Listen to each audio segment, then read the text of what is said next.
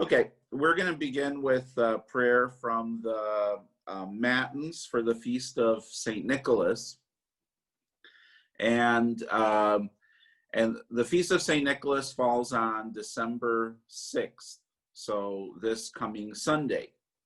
And it is a feast that is celebrated by many people, many churches and communities.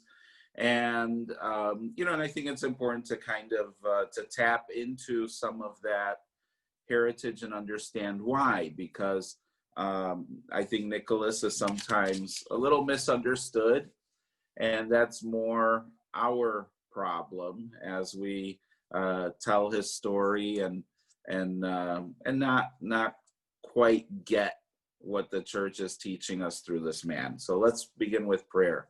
In the name of the Father, Son, and Holy Spirit. Amen. Sound the trumpet, dance on the feast, be glad in the joyful memorial of our God-bearing Father.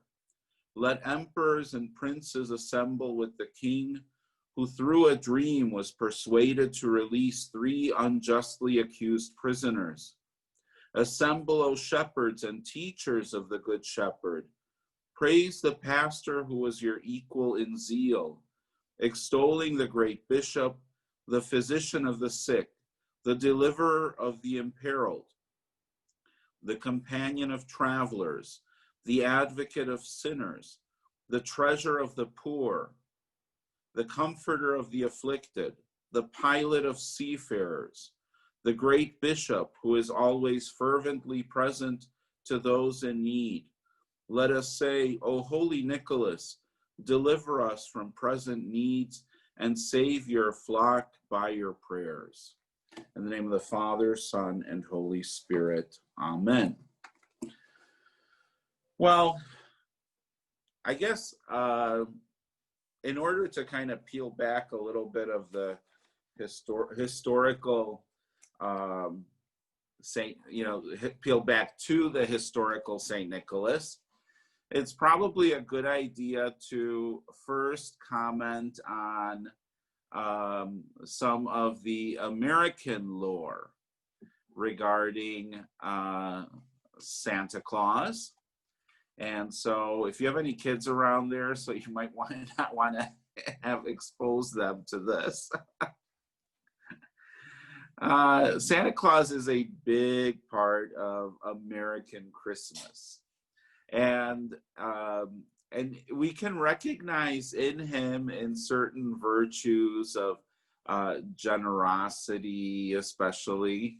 We can recognize in him the Bishop Nicholas of Myra. And then there's a lot that we can't really recognize the bishop in, from Mrs. Claus to reindeer and flying sleighs and all that stuff. And so where does the Santa Claus stuff come from?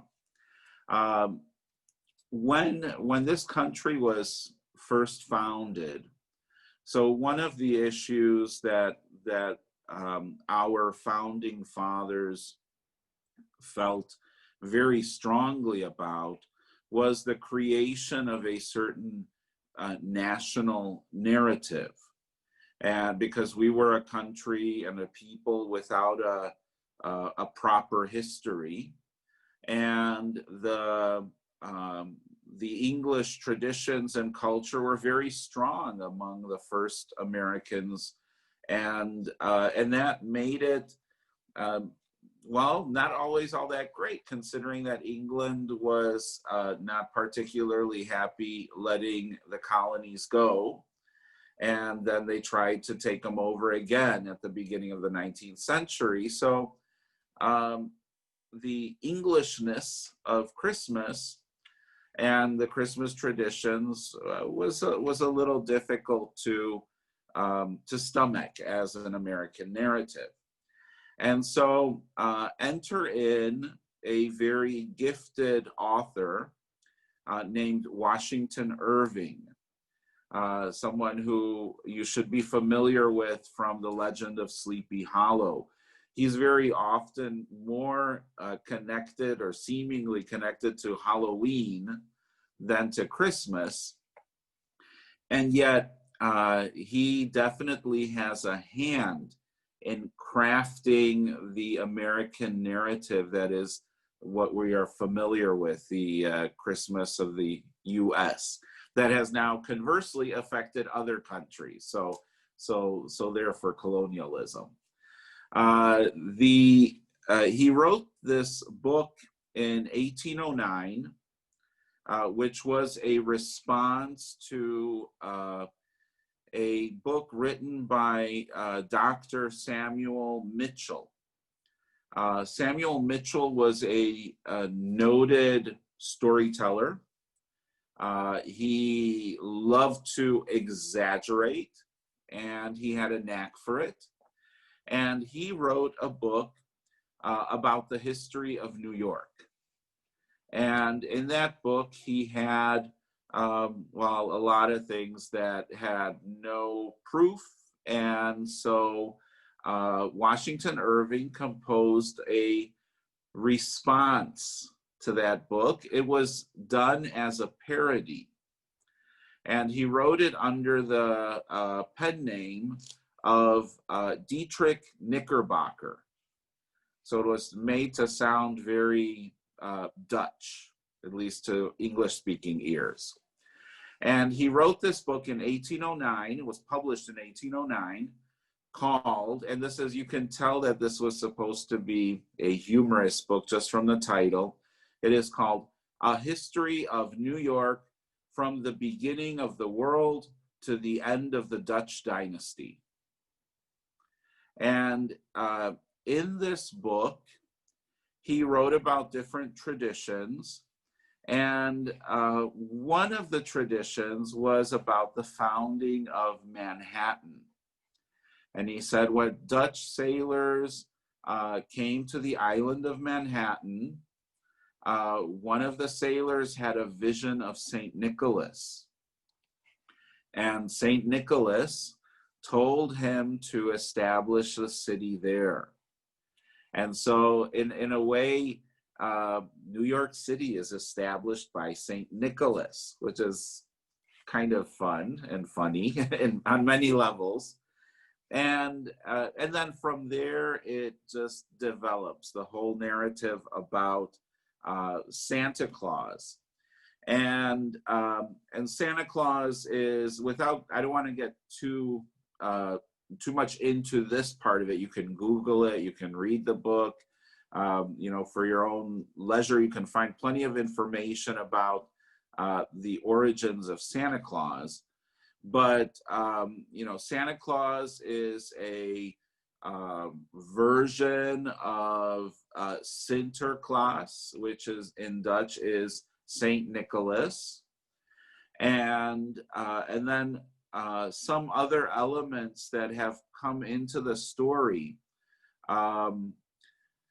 Washington Irving spent a good 17 years in England from 1815 on. And so when he was there, he really developed, I would say, a storyline that greatly enriched even his previous telling. And he wrote about the Christmas traditions that we're familiar with.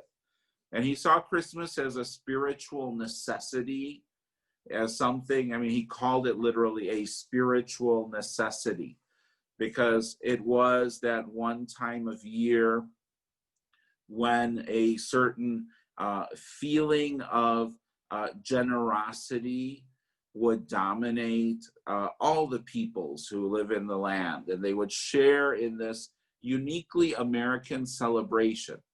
Of course, after 17 years in England, his fondness for English Christmas shows a lot in his writing too. So it is very English, but he did pick up on other traditions too. So for example, where we get Kris Kringle, how do we have that as the name of Santa Claus? Well, Martin Luther during the Reformation. So he had an issue with the saints, and he had an issue with the popularity of Saint Nicholas. And Saint Nicholas would come riding on a horse to German villages, and he would distribute gifts to the children. At Christmas time, gifts were not being distributed. So it was originally tied to the feast of Saint Nicholas, and the gifts were primarily given to children. And since Martin Luther had an issue with the veneration of saints, and Saint Nicholas was numero uno, he was the most popular saint in Europe, so he replaced Saint Nicholas with the Christ child. And so you would see, and you can actually see, if you Google it, you can actually see like Christmas cards from Germany 100 years ago that show the Christ child sitting on a horse, taking gifts around. So he got rid of the veneration of Saint Nicholas, but put in the child, moved the celebration of gifts to Christmas, the Nativity, and in German, Christ child is Christkindl, which sounds like Kris Kringle. Get it? So Washington Irving adapted some of the European traditions and managed to, in a sense, bring back Santa Claus, or Saint Nicholas, in the version of Santa Claus, but associated him with Christmas. And so we get then from this, let me show you the images that would have been mid 1800s, where we begin to see this forming of a image of Saint Nicholas, of Santa Claus, and then he gets even more interesting. And here we see, kind of familiar with a certain English twist, including smoking a pipe. And then another one of the images, these are from Thomas Nast. And Thomas Nast created some of the first imagery of the American Santa Claus. And so, and here you see him, coming down the chimney, and the chimney is connected to Saint Nicholas. So they did borrow little pieces, parts from the life of Saint Nicholas. And then we get here to Santa Claus reading the letters written to him. And then bump ahead to 1931, when Santa Claus goes through a major overhaul, and we get this. And so this is the more familiar one, and we can thank Coca-Cola for bringing us the Santa that we are familiar with.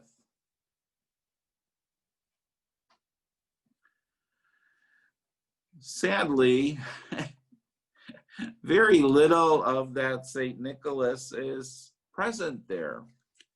And so I think it's very important to go back a little bit and rediscover this man. So Saint Nicholas was born around the year 270 in the city of Patara.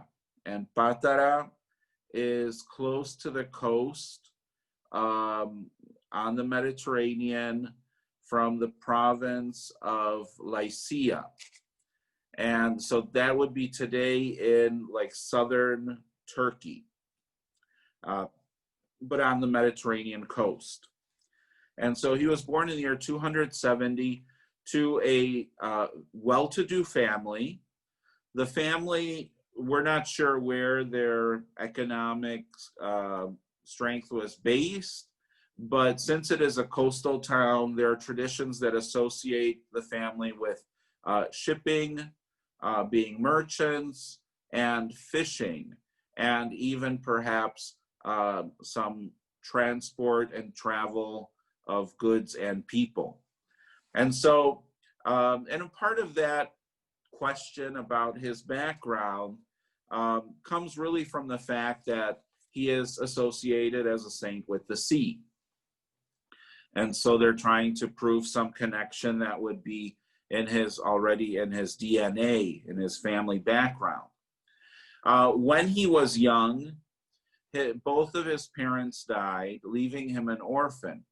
Now, he was raised, though, within a very devout family. Both parents were Christian. And remember that the late 3rd century is still a period of persecution of Christians. And the persecutions were quite bitter. And so for them to be Christians was still at a great risk, not only to their lives, but also to their livelihood, to their economic success, because with one fell swoop, the politics of the local province or the town can turn, and they as Christians can be tried, their properties can be taken away, and they could even be subject to persecution and death. And so being pious Christians was something that was important, and that's why it is recorded in the story of his life. And just so that I think we might as well insert that into this part, his life story was recorded by the local church and specifically kept in monasteries. Monasteries had libraries, and all of these would be written by hand. And the lives of saints were then accessible to the monks and the nuns, and would be used then to teach Christian virtue. And so the life of Saint Nicholas was preserved in and around his see, where he was served as priest and bishop in Myra. And then finally, it came out in a comprehensive volume that was authored by Michael the Archimandrite. And he lived in the first half of the 9th century. And so he went and got all these different monastic sources and brought them together, put together the different miracles, because the different lives of Saint Nicholas had different details and miracles. The one problem is that he also used a source that was from a local monastery, but it wasn't the Saint Nicholas. And he's a lesser known saint, but now experts who have been looking through the text recognize that he used that source, because we do know the other source. And that's the life of Nicholas of Zion, and that's not Nicholas of Myra. But nonetheless, the details of his life that we do know, and the ones that I'm sharing with you this evening, they all come from the biography written by Michael the Archimandrite. And so we know that Nicholas came from this pious family, and it was very important for that to be known, because it was still a time of persecution. from his earliest childhood, he was known to undertake the rigors of fasting and prayer. Even, and this is a very interesting tradition too, that it shows up in his life story, even as an infant, he was known to fast from mother's milk. And this is a fresco from the 11th century in northern Italy, which shows Nicholas as a child turning away his head from feeding as an infant. And so that was one of the stories that very early on showed the piety and devotion of the child. When his parents died, so Nicholas was entrusted to an uncle, and his uncle was a priest, possibly a bishop. And so this uncle had a great influence on the upbringing of his nephew. And when Nicholas became old enough, he began a process of giving away all of the wealth that he had inherited. And so from that period, that is when we hear some of the miraculous stories about Nicholas going and, for example, rescuing the 3 daughters of a poor man. And you know, this is again a contextualized story that's difficult for us to understand. At that time, a young woman, in order to marry well, needed to bring to the marriage a dowry. So she had her own means. And this dowry could consist of money, but it could be property, it could be a business, it could be stuff, jewelry, whatever, but she would need that as like her part of what she is bringing into the marriage. And this poor man, as the story goes, did not have enough money for the 3 daughters, and so he was going to let them go into prostitution. And this was going to be a way, because, you know, the other thing, he could not take care of them.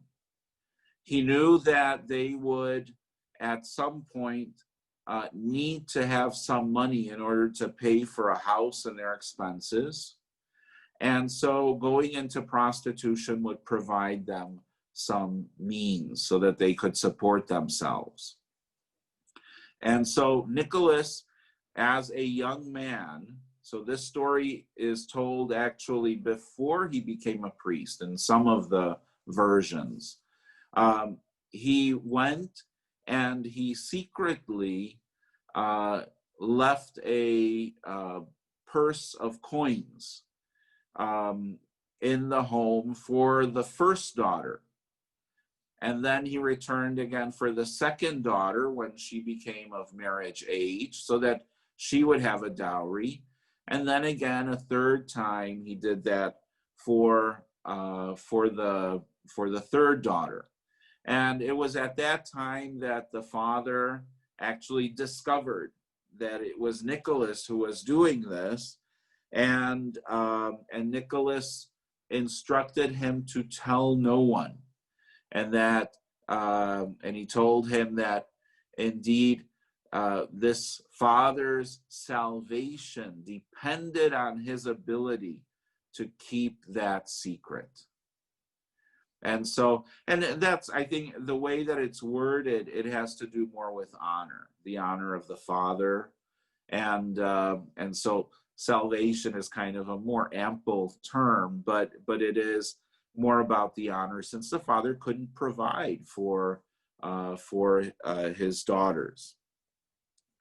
And so we hear that's one of the great miracles that is very often brought up. the chimney thing is connected to it, because there are stories then that go and say, well, he dropped it into a window, and but then when he came back, the window was closed because it was a cold night. And since the fireplace usually burns out during the night, so he dropped it down the chimney in the wee hours of the morning.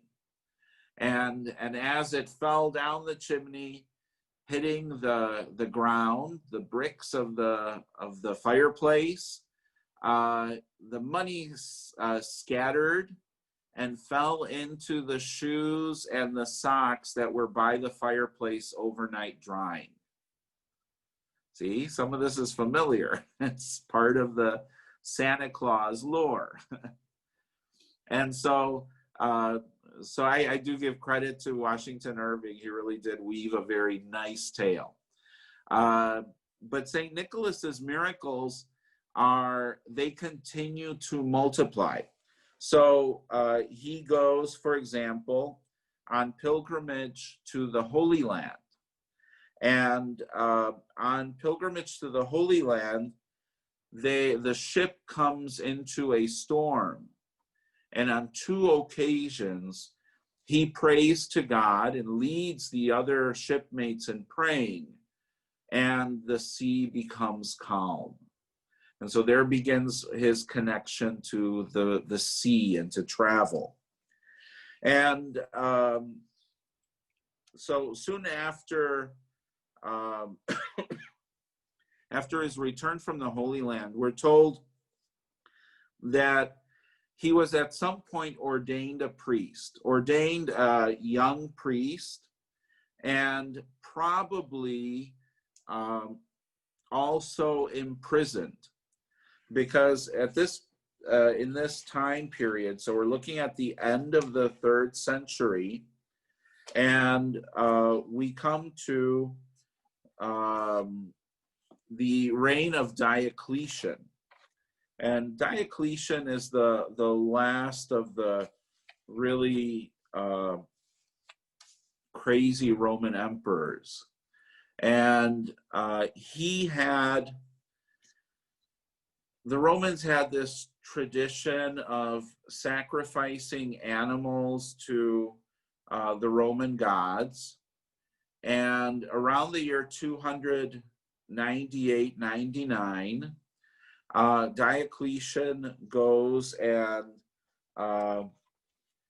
has an animal slaughtered according to the Roman tradition, and then calls a pagan priest to cut the animal open, and then they pull out the entrails, and then the priest interprets what he sees as being like the fortune of the empire, what is going to happen. It's like, that's kind of serious fortune telling. I mean, gosh, why couldn't they just read a cup of coffee? But he did it big, and the priest told him that he could not get a clear message from the gods, because the gods are greatly displeased that in the very court of the capital of Rome, there are many people who make crosses on their bodies. So even in the Roman court, there were Christians present. And Christians didn't make the sign of the cross like we do today, big. They made little crosses. What is done very often, like in the Roman church, for the reading of the gospel. And so that was the way that the crosses were made. But this priest, I think he used the situation to create what would become a great persecution, and really the last great persecution of Christians before the arrival of Christianity under Constantine. And so Diocletian begins by cleansing his court of all the Christians. And he creates such a reaction to Christianity within the empire that even in Turkey, in Myra, which is technically very far and remote from Rome itself, although it's a port town, Myra is not that big. And so even there, they are rounding up Christians. And Nicholas is arrested probably as a priest, possibly as a bishop, because we don't know exactly when he becomes a bishop. And so Nicholas spends a significant period of time in prison where he is beaten and where he suffers. And when he comes out of prison, when he is released finally, so he is treated as a martyr, as a living martyr. And because he was the priest, so of course his suffering was probably greater than other people who had been rounded up, because they knew his value and his importance in the church. And so that created for Nicholas, it created a reality where he was well known and very well respected. Now, the election as bishop comes about also under miraculous circumstances. So either, and as I said, we're not sure about the placement of time as far as imprisonment, if that was as bishop or priest, but his election comes about when the bishops of the See of Antioch are having a election to replace the bishop of Myra, who had passed away. And they themselves were not having a great success figuring out who to send there. And so an angel appears to the bishops and instructs them to choose Nicholas. And so Nicholas of Patara becomes Nicholas of Myra. And so he is elected unanimously as bishop, and he is put there into place in this city, which is not a significant city, but a city that nonetheless has a thriving presence of Christians, and he begins to serve as a bishop. Now, interestingly enough, we don't really have, other than from his life different miracles, we don't have any homilies preserved of his. We don't have any of his writings. You know, he did not write like John Chrysostom or Athanasius of Alexandria. Many other fathers were known for preaching, and their homilies were written by scribes, and we can still today read their homilies. From Nicholas, we don't have anything from that period. And so then the question is, well, what does that say about him? Well, maybe he was just a okay preacher. What we do know is that he comes out in the forefront as one of the fathers who deals with Arius and Arianism. So in the early church, I would say the first big problem was the heresy of Arius. And Arius was a priest of Libyan background, so probably North African, maybe Egyptian, Roman background. He was he was born in the year 256, and he developed his own Christology, his own understanding of God the Father, God the Son. And his focus was primarily on God the Father. Arius was not by any means unusual. Remember that the church had been working underground, persecuted for a couple of centuries. And Arius, like other priests and bishops, taught the faith as they understood it. And those who were more theologically inclined, so they wrote about it. And so that's where we get, from the early church, we have like Origen. And Origen influenced Arius greatly, although Arius did go out on his own.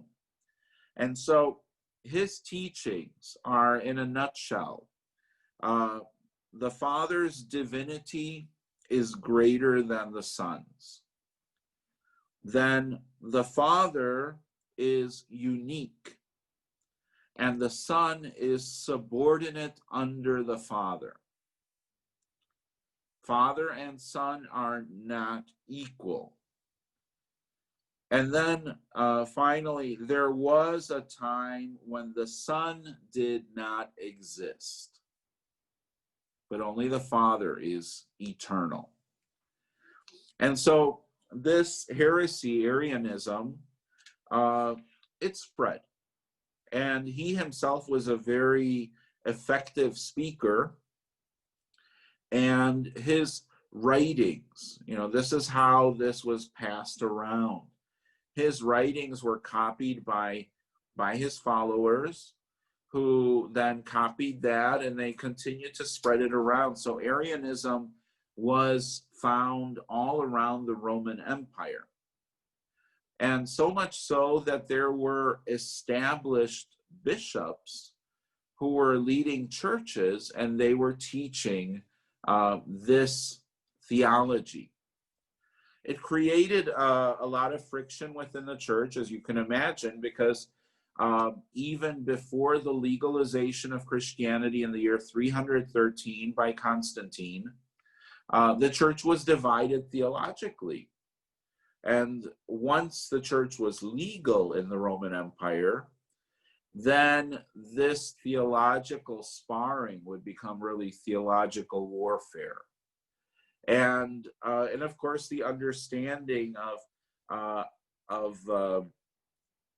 Arianism, the understanding about Christ, the teaching about Christ, greatly distorts what the church actually teaches. And so it became necessary, in order to resolve this, it became necessary to create an event where the bishops could come together and debate about the teaching of the church regarding Father and Son and their relationship. And so Constantine called all the bishops of the entire Roman world, from the entire Roman Empire. He called all the bishops together in the city of Nicaea outside of Constantinople. Constantinople was founded in the year 324. Nicaea was called in the year 325. Why Nicaea, not Constantinople? Because after all, that would be kind of cool. The first thing this new city does is host a council. Probably because Constantinople was not yet complete. It was still being built. Nicaea was a city that already existed. And so Constantine calls all the bishops, and the bishops come together. We're probably over between 200 and 300 bishops attend. Every see of the church is represented, with the exception of the British Isles. So all of the churches, the Pope, who was aged at this time, the Pope sent representatives. And that is the bishops who could not attend, and then especially in the West, many bishops did not travel to attend that council. They would have sent representatives. The East was well represented because, of course, geographic proximity. And one of the bishops who went to Nicaea was none other than Nicholas, who was already at that time well established in his diocese. And Nicholas, we're told, had an interesting experience of Arius. Arius, not only is he convincing, so Arius is not like, he is not a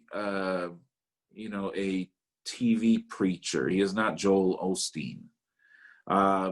This is a man who is living the life. He is a monastic. He is very austere.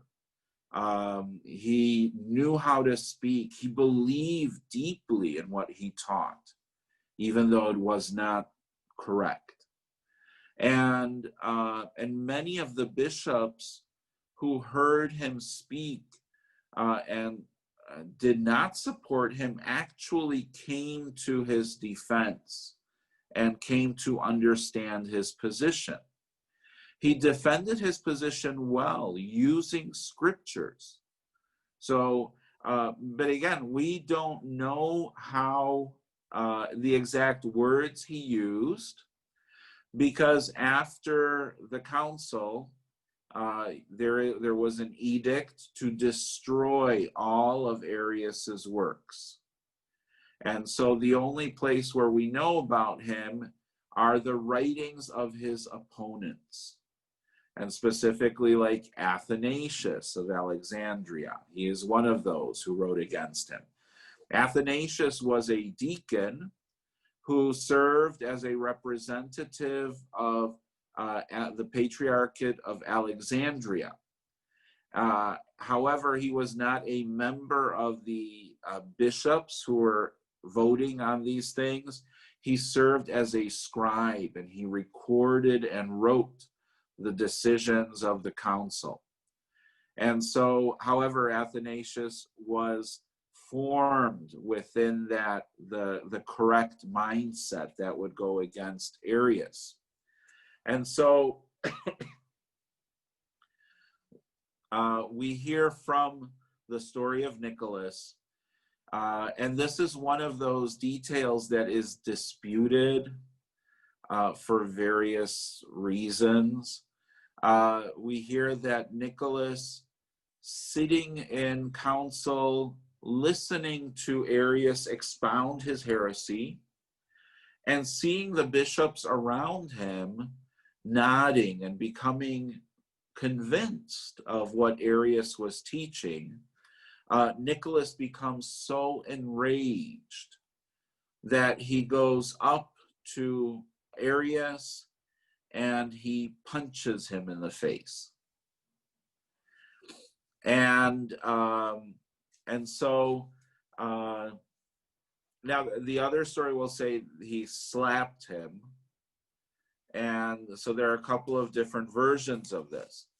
The reason why this makes some people uncomfortable is because there are laws in canon law about physical violence, that a priest can't actually do that. And by hitting another priest, it makes it even worse. And so the canonical ramifications, and come on, give me a break. Canon law, we're going to throw this at poor Nick. But what we see this side of him that is very passionate for the truth. And so he picks up his hand to silence the one who was spewing inaccuracies. in many circles, you're going to find historians will kind of debate this, and they're going to say this is not true, this never happened. But one of the best pieces of evidence that we have in the iconographic tradition of St. Nicholas, and with the oldest icons dating from the 8th century, icons that were probably also influenced by the biography written by Michael the Archimandrite. So we see in the icons the figure of Mary to the side of Nicholas's head, a little tiny figure, and she is holding in her hands, she is holding the bishop's pallium, the omophorion, we say in Greek. The pallium, which was a symbol of the authority of the bishop. And so, why is she holding it? Well, the story goes that Constantine, when he called together the bishops, Constantine also instructed the bishops that there were certain rules they needed to follow in order to be at council. And one of those was not to become aggressive. And so they could argue, but they could not physically, hit someone. And so because of these rules, when Nicholas did this, he was taken out of council and thrown into a cell, into a prison, and his pallium, the sign of his authority as a bishop, was removed from him. And so that night, he spent the night in the prison. That night, Mary appeared to Constantine, and she presented Constantine the pallium of Nicholas, and she told him to give it back to Nicholas. And Mary also appeared to a number of the bishops with that same message, that same image. And so that's how Nicholas then was restored to the gathering. We see that, I do want to share that we see that right here. There is Mary holding the pallium.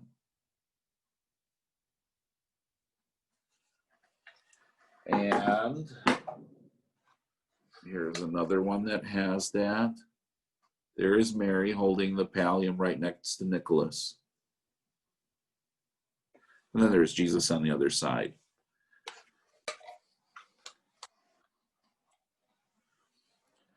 And so Nicholas becomes then kind of this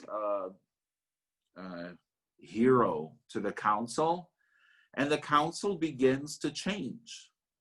And as the theology is worked out, the bishops agree upon a statement of faith, and the statement of faith is the foundation of the creed. We say the Nicene Creed. Its final form came from the Council of Constantinople 50 years later. But most of the creed as we know it was penned at the Council of Nicaea in 325. And the primary doctrine is the word homoousion. Homoousion means of one essence. It is sometimes translated into English as consubstantial. They're all big words that are very difficult to translate. And so basically the statement of faith as established by the church at Nicaea reads, the Father and the Son are of one essence. They are consubstantial and co-eternal. The other statement that comes out is the following, and this comes from Constantine himself as part of the final documents of the Council of Nicaea. If any writings composed by Arius should be found, they should be handed over to the flames, so that not only will the wickedness of his teaching be obliterated, but nothing will be left even to remind anyone of him. And I hereby make a public order that if someone should be discovered to have hidden writings composed by Arius, and not to have immediately brought it forward and destroyed it by fire, his penalty shall be death. As soon as he is discovered in this offense, he shall be submitted for capital punishment. Very Christian. Well, in defense of Constantine, at this time he actually was not yet baptized. So he was just doing what Romans do. The strong wording, though, I think is more of a reflection of the reality that Constantine realized that the church would become split.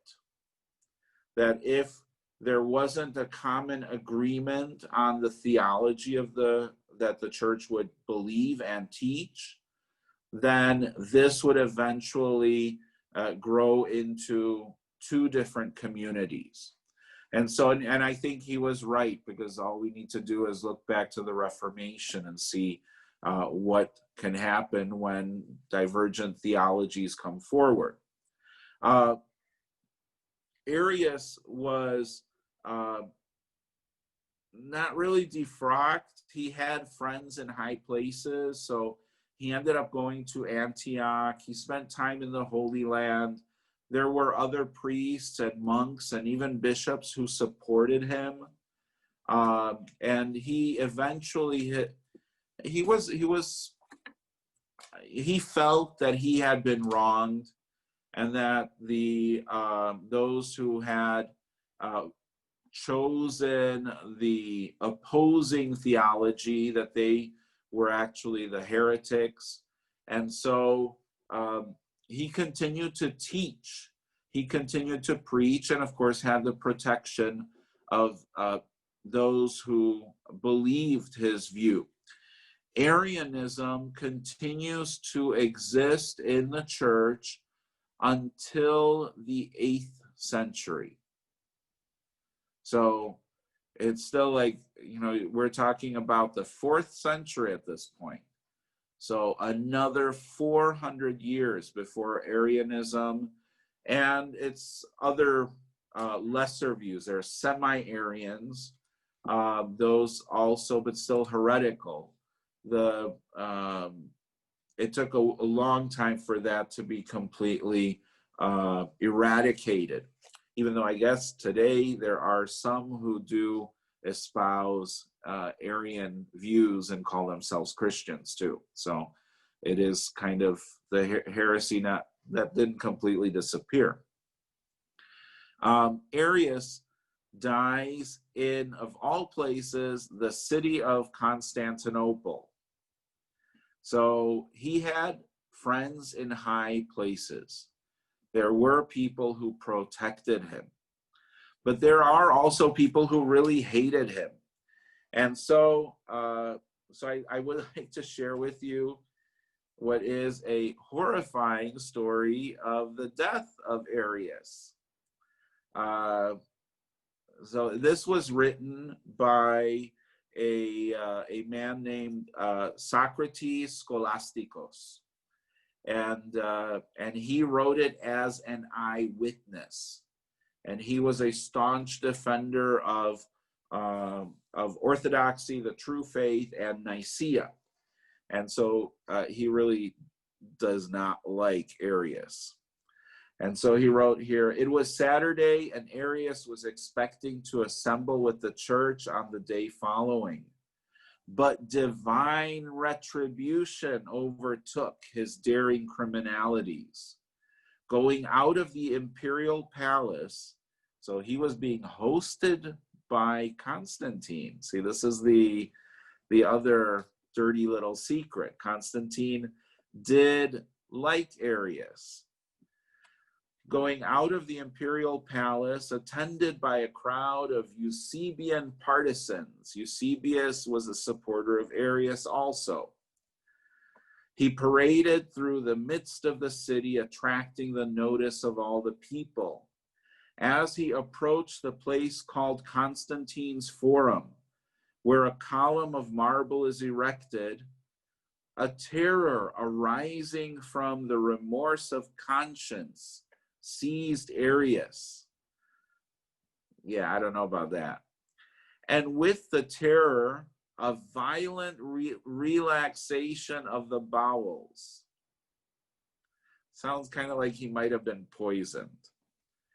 He therefore inquired whether there was a convenient place nearby, and being directed to the back of Constantine's Forum, he hastened there. Soon after, a faintness came over him,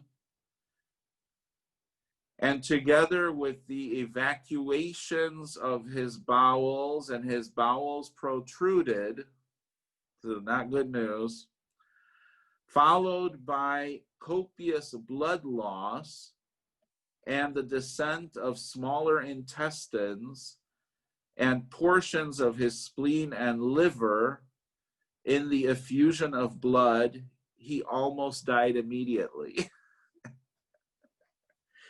So that is the description of the end of Arius. It is, and yeah, I don't think how that could be. I guess you know what they say to the victor goes also the rewriting of history. So I think he got to put in his 2 cents. And he says at the very end, he said, there is a perpetual remembrance preserved in this extraordinary kind of death. So that's what happens to heretics. Apparently getting punched in the face by Nicholas is not enough. Socrates, though, does reveal, I think, a part of this is also playing on the Romans. These people are culturally Roman. And so they're a little superstitious, even with the faith, even with religion.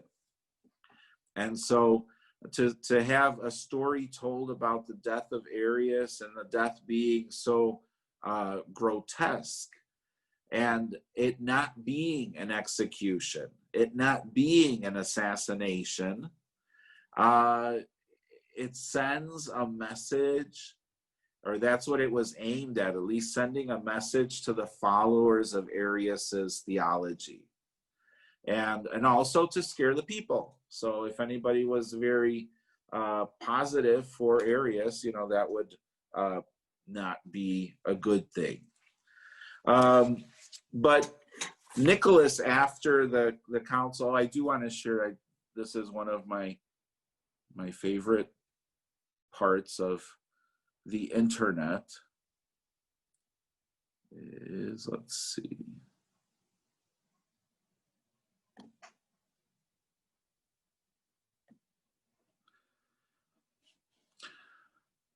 Take a little time to read it. These are wonderful Christmas memes that would be also very good as Christmas cards.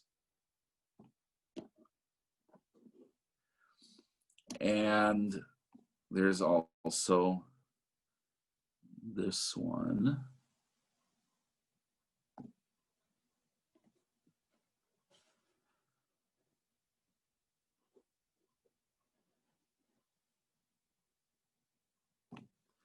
And I love that they're using icons too, very appropriate. And then finally, if you'll indulge me,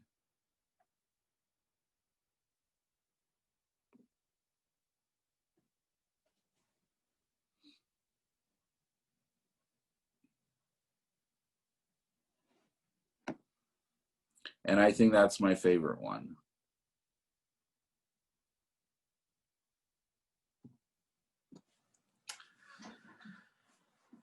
So at least he's made it into the memes and they're not showing Santa Claus. I think that's a win-win for St. Nick. St. Nicholas, though, does go back to his life in the Diocese of Myra, which is an archdiocese. And the miracles continue. He continues to, his city is one of the strongholds of Nicene Christianity. So Arianism is not present there at all. We don't know what he did, but no doubt he taught the faith and insisted that his priest also did the same, so that the Arians would not find a place where they could cause confusion. At a time when in the church, you could make the claim that of Christian priests and bishops serving in the church in this period between Nicaea and the Council of Constantinople, you could even say that in some regions, it was 50-50, 50% Nicene and 50% Arian.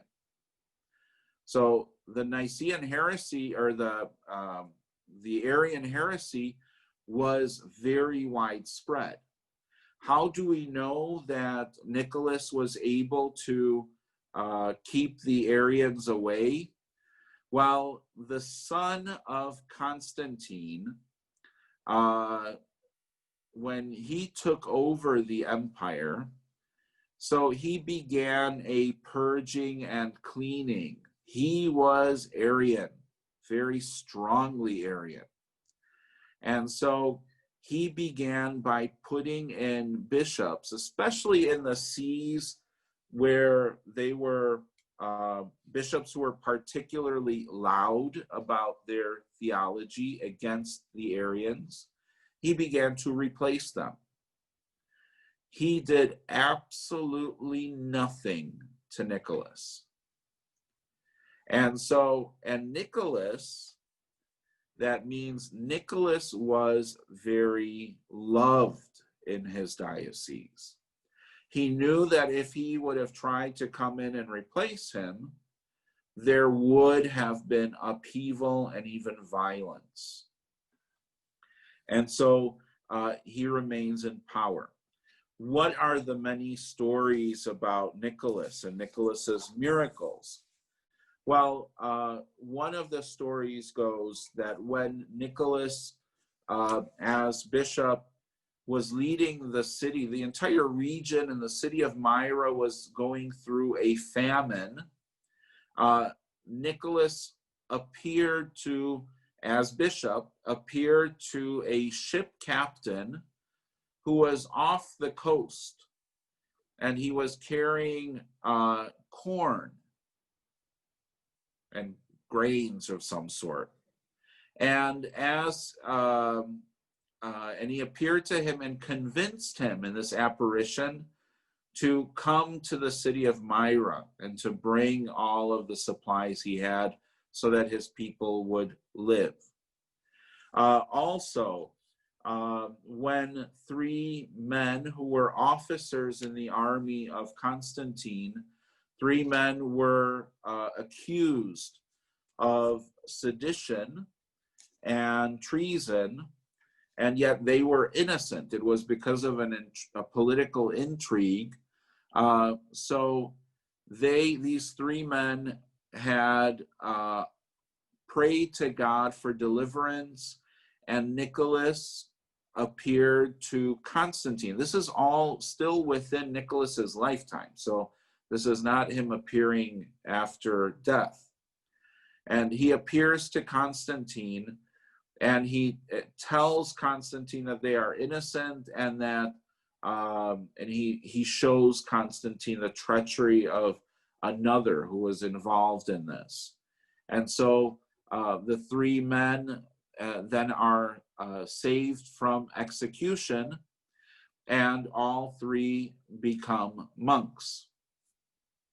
Then there is the story of three children who were kidnapped and and the kidnapping went wrong, and so the children were murdered and then put into pickling barrels as a way of hiding the bodies. And Nicholas actually comes to where the 3 barrels are with the 3 children, and he pulls them out of the barrels and restores them to life. So these are like the main stories that we see. And interesting, little details. They're all 3s. 3 daughters, 3 children, 3 men. So it's almost like a little Trinitarian statement in each of these miraculous events. And Nicholas, though, is also unusual in all of the miracles performed that happen at sea, of those who cried out to him and he appeared to them, rescuing them.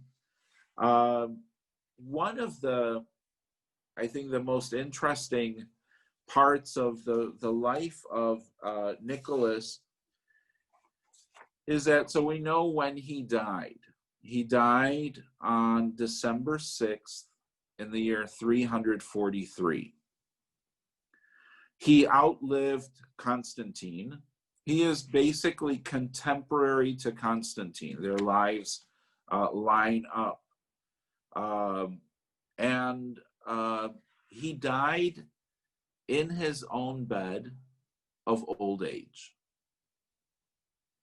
And when it comes to saints, there's a lot of like martyrs, there are a lot of bishops getting eaten by lions, and apostles crucified and beheaded, and so this is kind of nice, to see that he died. And I think that was a part of some of the church was in a period of transition where no longer were there martyrdoms on a large scale. And so this person of a bishop who was beloved, who was generous, who was the embodiment of different Christian virtues, whose faith brought people back to life, whose concern for his people, he knew them, he knew the story, in a town where he is living, he knows the story of the 3 daughters of this man. So he has a very personal and close connection to his flock. And then, of course, the defense of the faith. So he is presented in a way to the church as this next category of saints, of saintly bishops who may not be the theological giants like John Chrysostom or Basil the Great or Augustine, but their pastoring, their shepherding becomes the model that is to be emulated. And the other reality when it comes to Nicholas is just the sheer amount of miracles that are associated with him. So after he dies, and his funeral is attended by thousands and thousands of people, he is buried in the cathedral of the city of Myra, and his tomb becomes a place of pilgrimage. It begins first for the locals. So the locals come there because they know him. This is the good bishop. This is the one who did all this. This is the one who knew our families. This is the one who performed these miracles. So he was very beloved. And people who came to pray at his tomb, miracles happened. Their prayers were answered. And this begins to spread. So much so that Myra becomes one of the stops for Christians traveling by sea to the Holy Land. So they would go to, as they travel, they would stop, to refresh, but it was also a destination. And so many Christians who went to the Holy Land or were coming from the Holy Land actually went and stopped there to visit his tomb and to pray. At this time, his body was known to have been complete for a while, according to his autobiography or his biography by Michael the Archimandrite.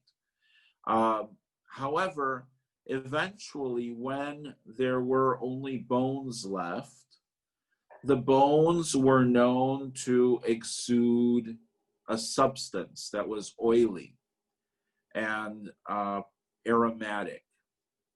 And it was called, this substance is called myrrh. And that is the Greek word that is used for it.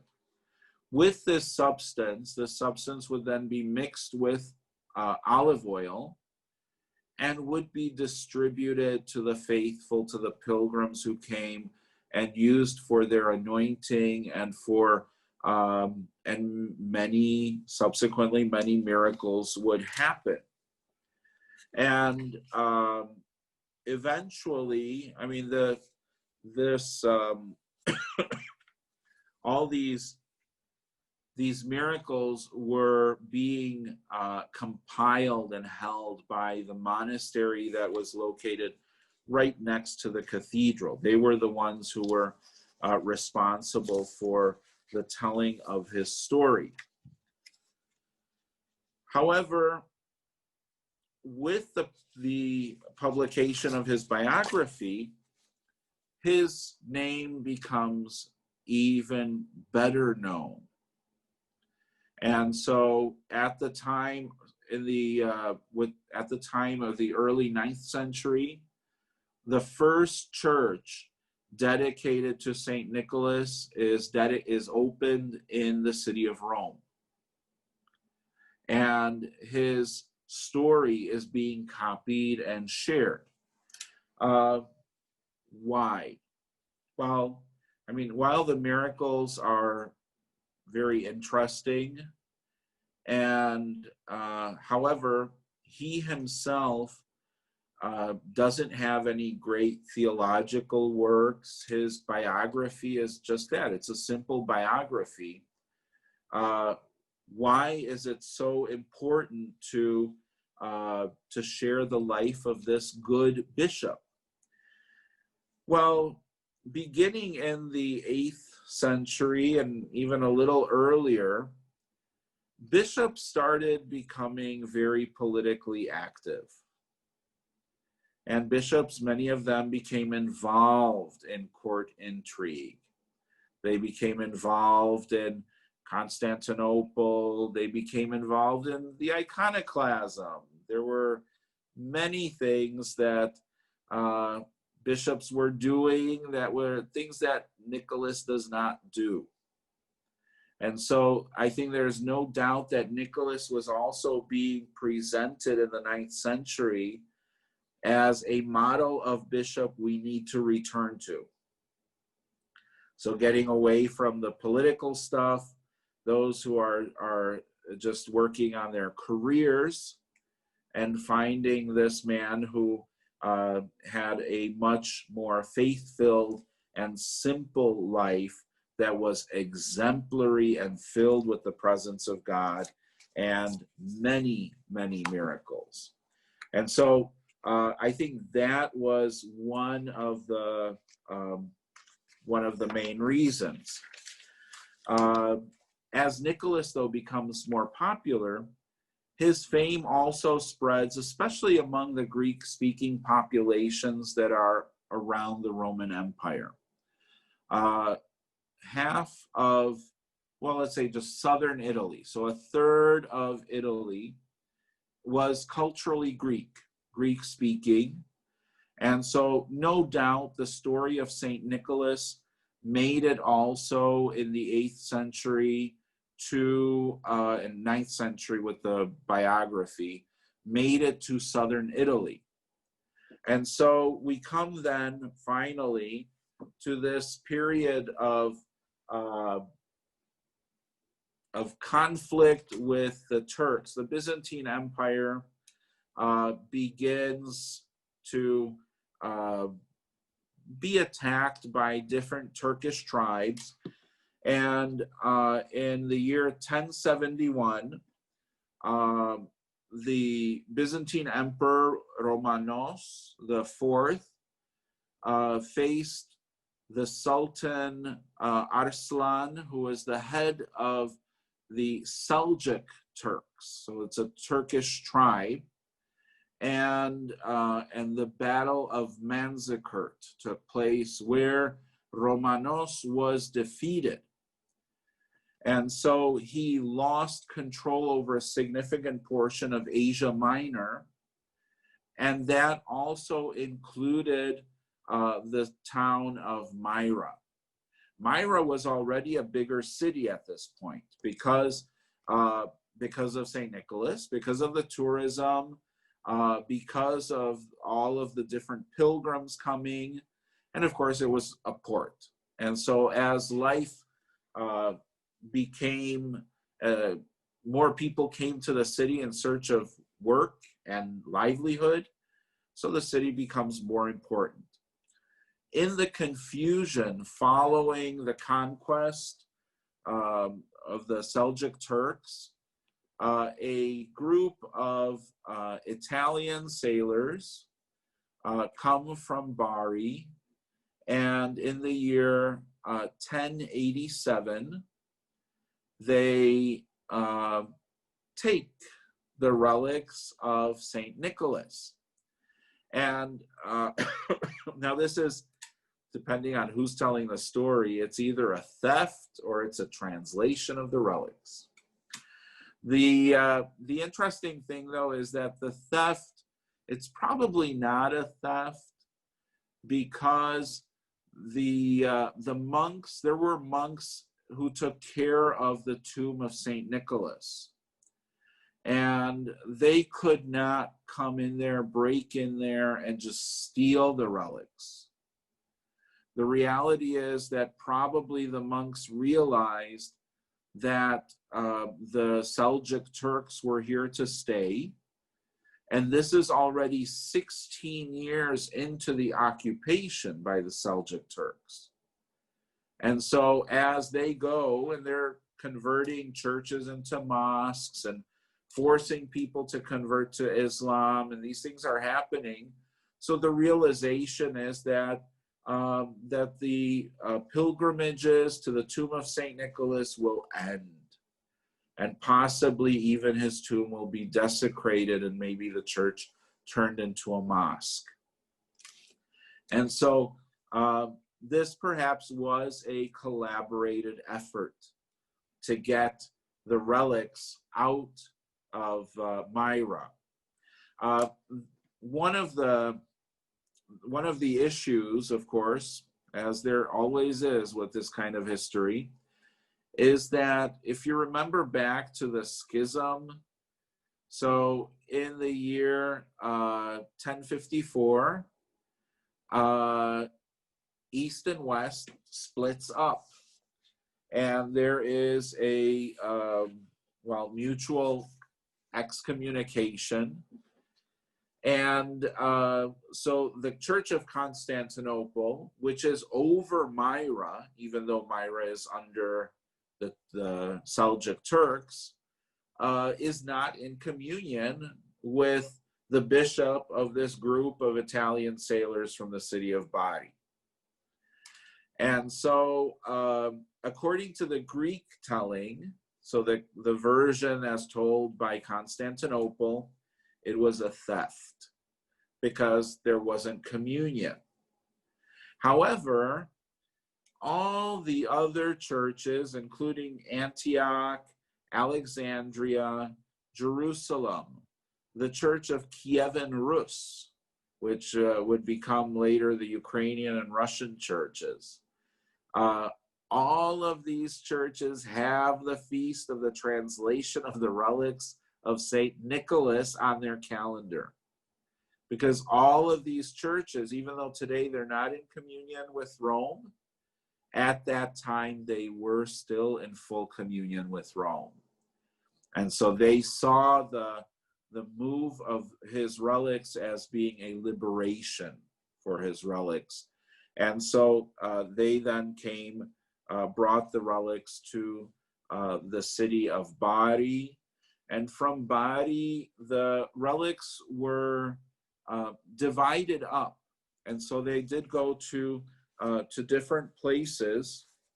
And they reached, for example, one of the oldest shrines dedicated to St. Nicholas and his relics and his veneration is located in the city of Worms in Germany. And it is considered that from this city, which received the relics, I believe, in only about 40 years after they got to Bari, it is probably historically plausible to say that from that site, his fame grew. And so he became popular because St. Nicholas, in order for him to be this enormous towering figure that Martin Luther decides to take down, that he had to be a very big presence in German Christianity and Northern European Christianity in general. And so Worms is probably the place where that happened.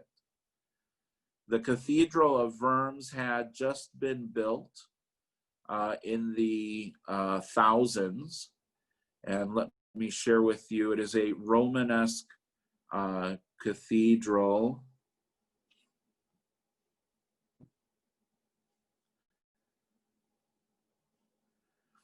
And as we're looking by the tree, if you look at the tree that's right in the middle, to the left, there are flag posts.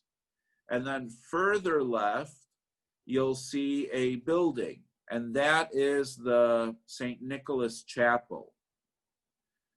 And so that was built in the early 12th century. And then over the entranceway to the chapel is one of the oldest Romanesque images of St. Nicholas. Right there. And he is depicted as a Western bishop. He is also beardless. And we see a couple of details around him. So there are the three girls and their father to the right. And then there is a boat with people, and flying over that boat is a demon. And so one of the miracles that is associated with pilgrimage to Myra was told that a group of faithful who were going to his tomb were setting out by sea, and the devil disguised himself as an old woman. And he convinced, he said that he could not go with them, but he wanted to send oil as a gift, as a votive offering to the saint's shrine. And so he gave some of the pilgrims a bottle of oil so that they would take it with them and then light it, pour it into the lamps that hang in the shrine of St. Nicholas. And during the trip, an angel appeared, St. Nicholas appeared to the captain of the ship, and he told him that there was this container of oil and that he should take that from the people and throw it into the sea, which he did, and the oil ignited and caused a raging fire on the sea. So it was some sort of explosive oil. But it's associated, it's interesting, that was one of the last miracles associated with pilgrimage to St. Nicholas. And so the fact that, it appears all the way up in Germany in this town of Worms is kind of fascinating. You can see how his fame spreads. This here, I wanted to share also with you, just so we get a little bit of an idea of what his church looked like. This is what is today the Cathedral of Myra in Lisia. And it is not a mosque. It is an archaeological site. And you can see in the front would be where the altar is. And there's a baldacchino. The 4 columns that are still there are the baldacchino that would have been over the altar. Behind the altar is where the clergy would sit. So this church is from the time of St. Nicholas. So it may have even been erected under his leadership. And of course, there are embellishments, and it has been made bigger. And certain details probably came to be because of all of the pilgrimages to his tomb. Then this here, this is a close-up of that area. So you can see where the under the columns would have been the altar. So the 2 in the front, the 2 big columns, are part of the chancel screen, which is the icon screen. Then behind it are 4 columns that would have been in the baldacchino. And then you see the base of the altar without the actual altar stone over it. And then behind you see the synthronos, which is the seating for the clergy, kind of like amphitheater style. And then this here, this is what is presumably, well, this photo is not good. Unfortunately, I do not have another photo of the tomb. This one is a blurry photo. But the tomb, you can look it up. There is there is an attempt to locate what would have actually been the tomb. There are different theories. We're not sure because archaeologically speaking, we don't have all the information. We don't have signs that tell us. And in looking around for information online, I did have to chuckle when I found a number of news sources recording or reporting that as their headline, Tomb of Santa Claus found. I thought, well, that's going to be scarring for a lot of kids. But it's all in the title. Of course, it is about the tomb of Saint Nicholas. When he got to Bari, so they did him good. They built a beautiful basilica, and his relics are held within this altar. Underneath there is where you see all the lamps, and then that metal grill, that is where his relics are held. And behind the altar, you can see an icon of St. Nicholas, that was a votive gift offered by the Serbian king in the 13th century. And, and so we're still talking a reasonable communion between East and West here at the tomb, at the new tomb of St. Nicholas.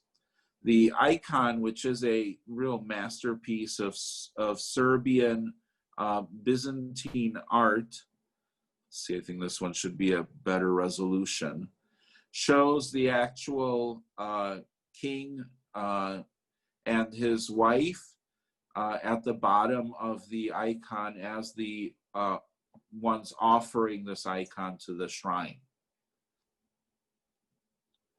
So that is a beautiful piece, and that hangs right behind his tomb.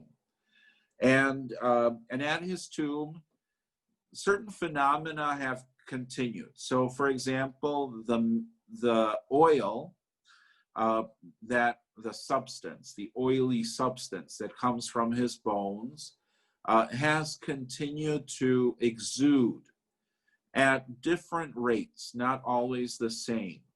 His bones are held within a marble ossuary, and once a year on the feast of St. Nicholas, the manna, it's called manna, like manna that rained on the Israelites, is collected. And this manna is collected and then mixed with olive oil, and then that is put either on cotton swabs for people to take home, or even poured into little bottles. And this is one of those bottles. And it's marked Basilica di San Nicola Bari Santa Manna, the Holy Manna. And I still got a little bit.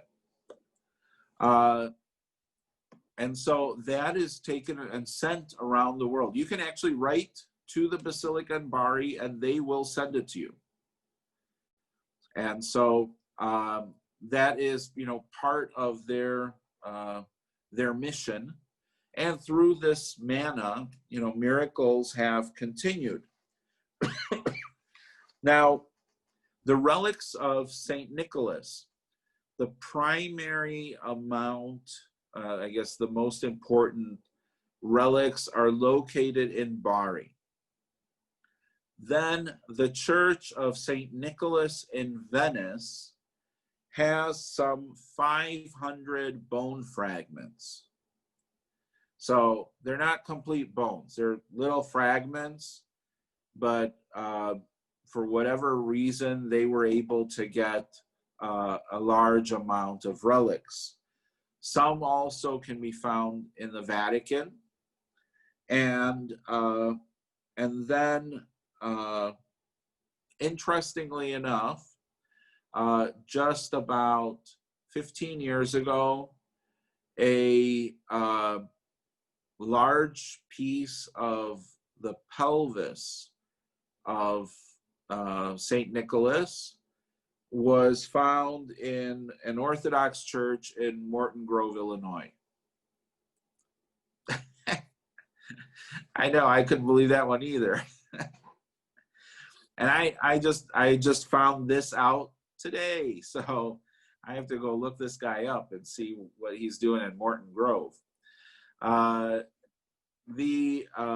There's been a project for about the last 30 years to connect these relics so that for ecumenical reasons, for historical reasons, to understand a little bit more about this saint who transcends East and West.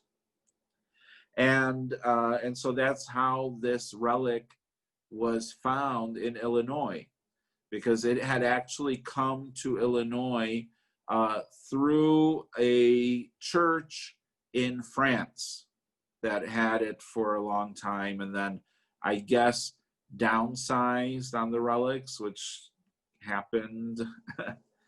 And so the relic ended up in the United States. The the one interesting thing, even though there is all of this going on as far as ecumenism and trying to bridge and even weave some of the history of St. Nicholas, one of the big stickling points is that the keepers of the relics, the primary relics of St. Nicholas, are not permitting any scientific research to be done on the relics, lest something come out. Remember how the Shroud of Turin went and all that got very messy very fast? So because of that, the Dominican fathers who are responsible for the relics of St. Nicholas, they're not all that interested in going the scientific route. And so they don't want any testing to be done on the bones. That being said and done, other relics, including relics held in Italy, and as well as in France and Germany, have been tested. And so, and those relics are all consistent with the timing. So it is, and especially what's interesting is that some of those relics are directly related to Bari. So we know the date when those relics were taken from Bari and put in churches in Germany, France, and other parts of Italy. So that's one important step. The other thing, what did happen was in about 25 years ago, the relics of, no, it was actually in 15 years ago, the relics of St. Nicholas and Bari were removed from the altar, and they were rearranged and cleaned and documented. As a part of the documenting of all of the relics, those who were hired, and this was done, it was in-house, so it was done within the church by accredited professionals. So they photographed each fragment, measured it, made drawings. I mean, they kept wonderful records of each of these pieces. So much so that 5 years ago,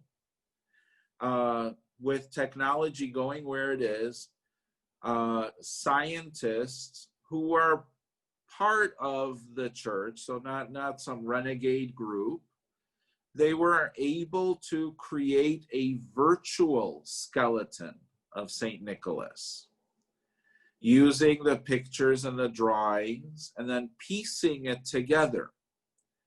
And of course, once you had this, they were able to then print out the skull, print it out, with the 3D printer, and then use that with forensic science to recreate the likeness of St. Nicholas. And so this is what was produced. A Mediterranean man who looks quite reasonably close to the icons that we see of him. And then this is also the side view. And they were able, for example, one of the things they were able to see that he also had probably had his nose broken at some point. And so there was an indicator of a fracture from that in his skull.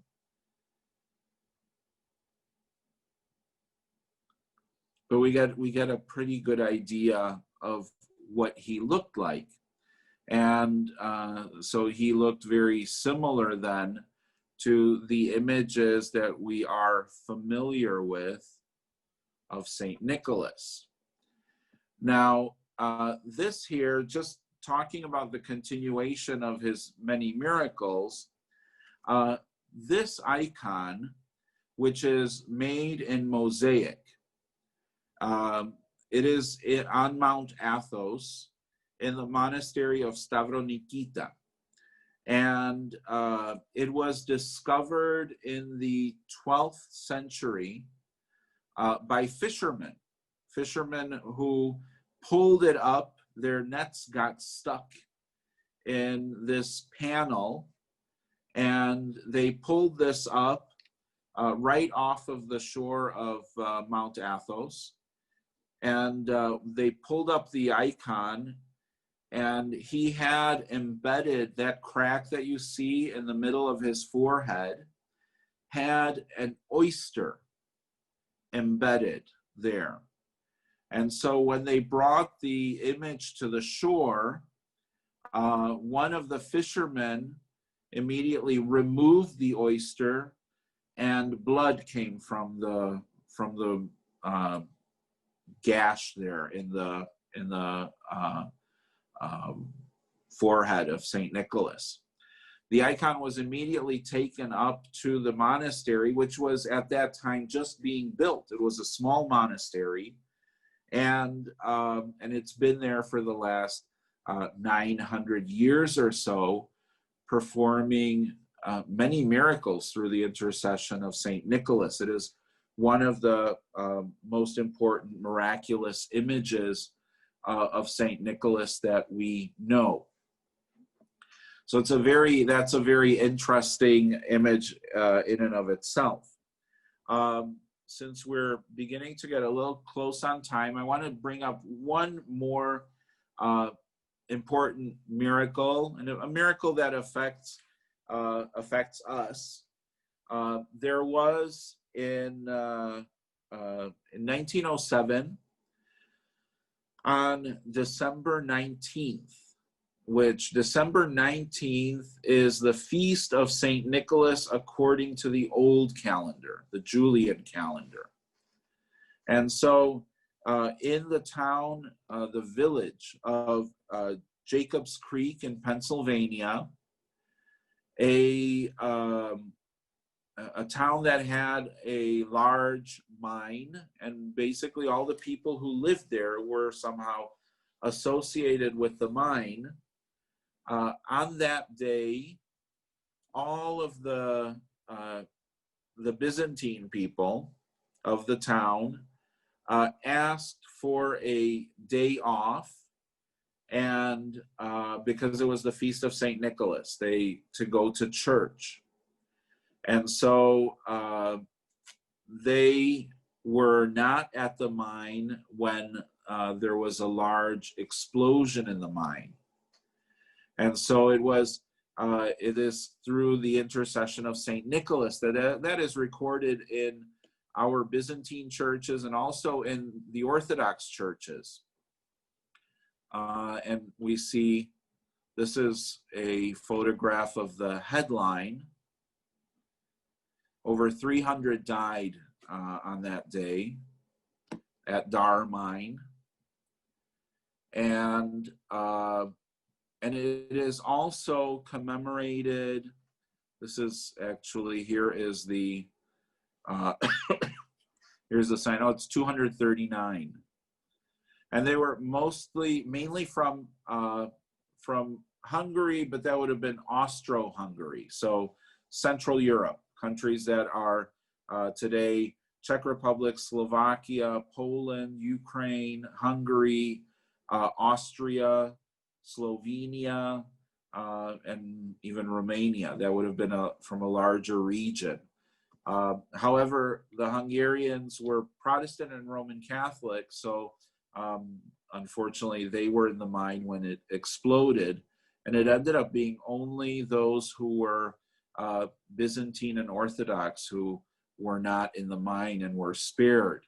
And that's over 200 men and boys who would have been in the mine who were not there. And some of the parishes that are close to Jacob's Creek, and we have a couple of churches there, as well as Orthodox churches, So they have commemorated the event in, oh, it's not in this icon, but this one is a life icon. So you see different events from the life of St. Nicholas. But it is commemorated in,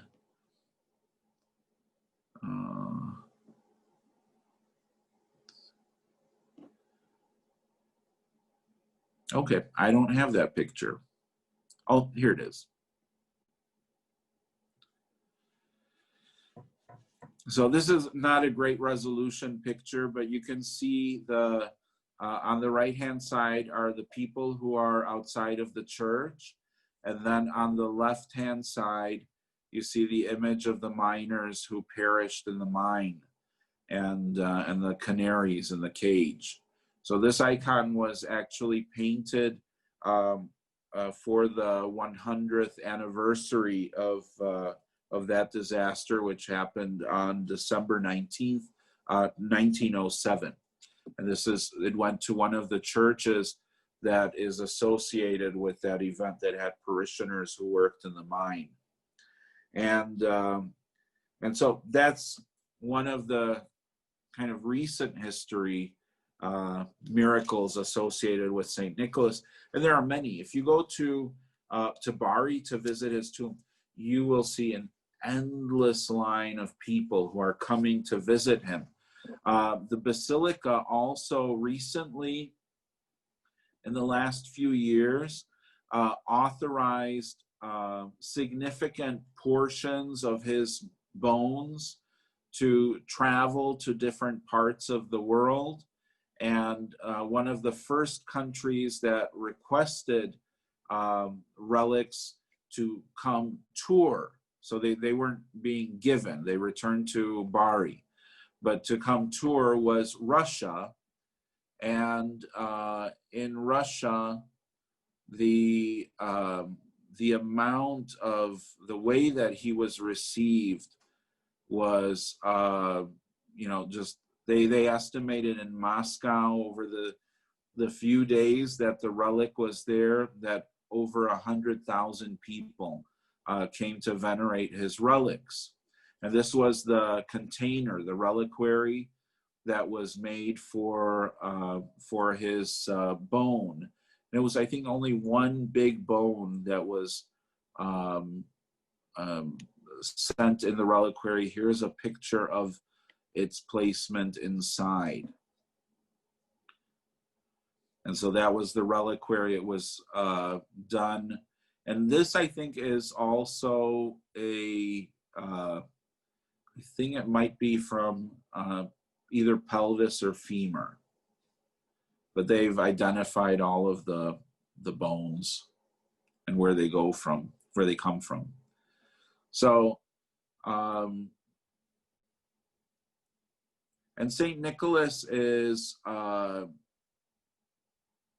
depicted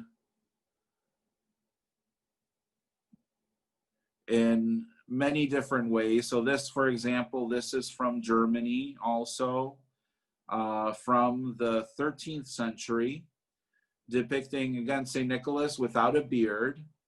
And he is depicted there raising the 3 children from the barrel, the pickling barrel.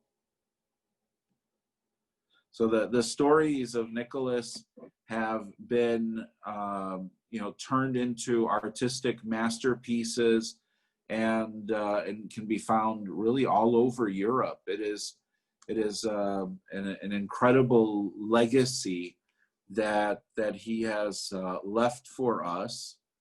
But I still am partial to this stuff. There it is. It was on a wall, a fresco showing Nicholas and how he dealt with heretics. The good stuff. Okay, thank you for your attention. Any questions?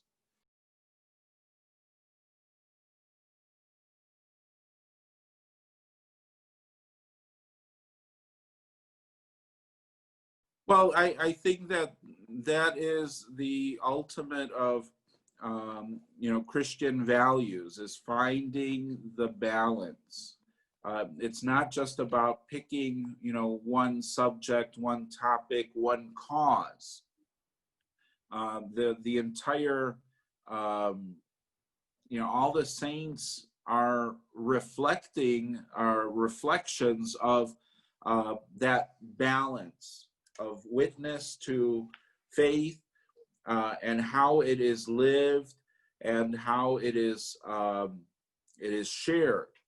So I don't think, yes, there is a focus perhaps on certain aspects.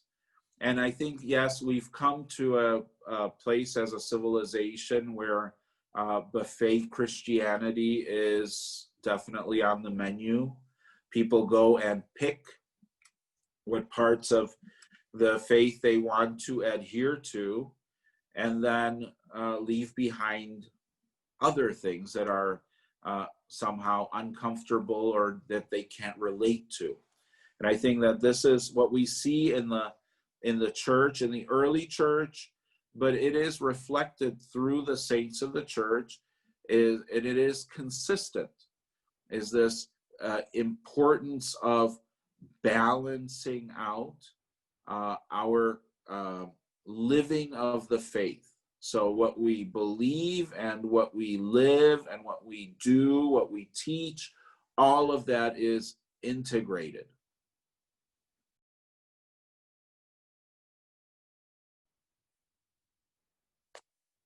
That is definitely what St. Nicholas did. Very much so. Well, that's where the association with where his parents' wealth came from. So that's theoretical. I think his appearance to different travelers, including merchants, his appearance, his being brought to Italy, that had a large merchant class, between Venice as well as other ports in Italy. Merchants were very common. And the association that travel by sea, which was the primary way of travel for the merchants, so it kind of all interconnected. St. Nicholas was also, and you could say still is, one of the patron saints of travel. Sailors too, yes. He's patron saint of many different causes, yes. Yeah, I think it was one of those things that did find a healthy reform. It is in Europe, in Central Europe especially, that is who brings Christmas gifts. And it's always on the 24th. And it is specifically the child Jesus. So it's always, as it is worded. And that would be in Hungary, Czech Republic, Slovakia, parts of Austria. And then it continues over into parts of France. So it's something that is also known today in the Catholic world. Yeah, when I was growing up, so that's all we knew. We knew that it was the child Jesus. I remember when I was, I think maybe 5 or 6 years old, and my parents took me to a bank, and in the bank they had Santa Claus sitting there. And I didn't know who it was. I had no idea, because that wasn't part of my cultural references. And I remember thinking, because everybody was kind of like venerating him. So I kept on thinking, maybe that's God the Father. I did have the Michelangelo thing in the house. So, like, yeah, not quite.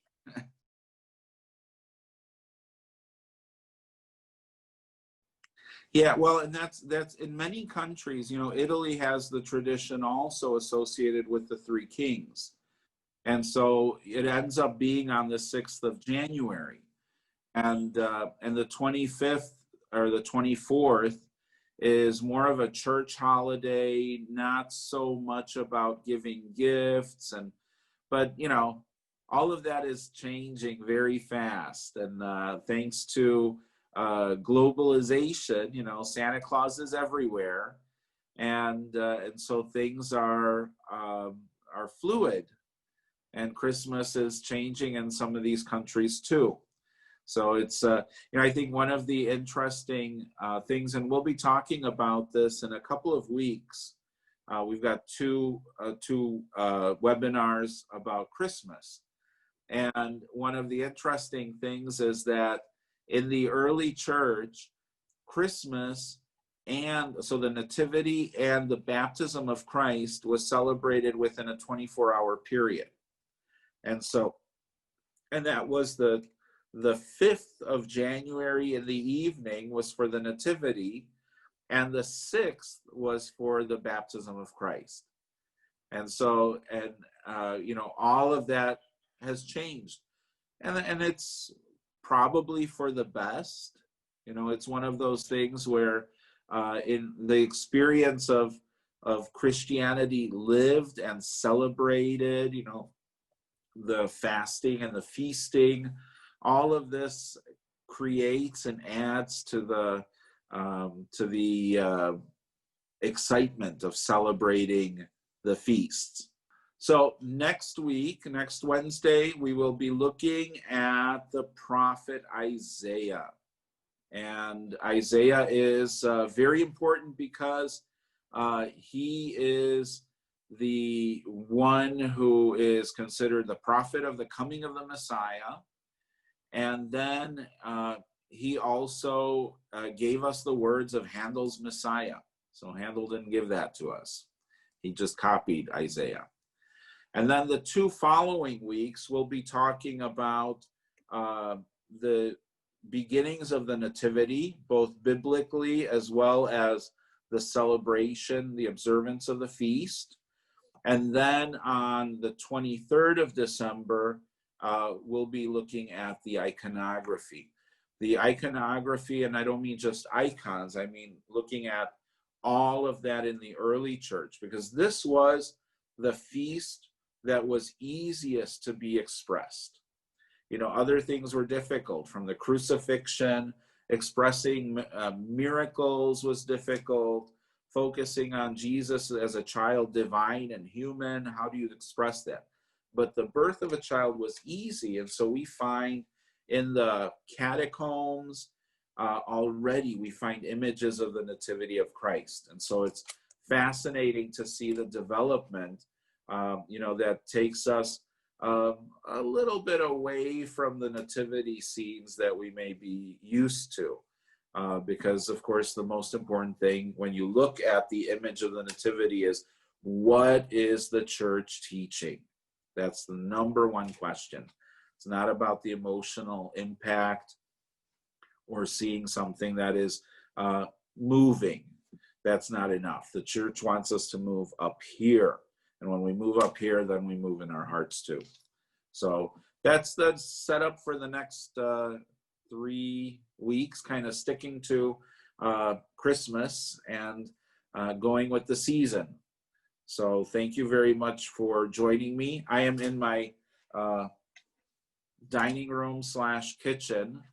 My Christmas cactus is right behind me with lights.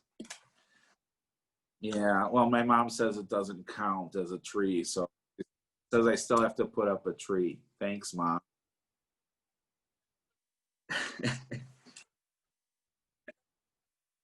A good evening. Happy St. Nicholas. Celebrate his feast. Bye-bye. Bye-bye.